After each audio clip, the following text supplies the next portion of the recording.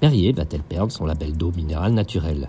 Selon une enquête de Radio France et du Monde, le risque est tel qu'il n'y a guère de place à une autre issue. Les deux médias évoquent un rapport confidentiel de l'Agence régionale de santé d'Occitanie, daté du 30 août 2024, qui s'alarme sur la qualité des eaux sur le site de Vergès dans le Gard. Le rapport pointe un potentiel risque virologique pour les consommateurs et invite la multinationale suisse Nestlé à s'interroger stratégiquement sur un autre usage alimentaire possible de ces captages. Toujours selon le rapport de l'ARS, les contrôles qualité ont révélé la présence de micro-organismes dans les eaux brutes, ce qu'interdit strictement la réglementation sur les eaux minérales naturelles. Afin de rendre les eaux conformes à la norme, Nestlé aurait recours au traitement par microfiltration, une méthode qualifiée de non réglementaire par le rapport, lequel pointe un risque virologique, les microfiltres utilisés n'ayant pas d'effet de rétention sur les virus. De plus, ces eaux brutes ne peuvent pas être commercialisées comme des eaux minérales naturelles, ces dernières étant censées provenir de ressources souterraines préservées.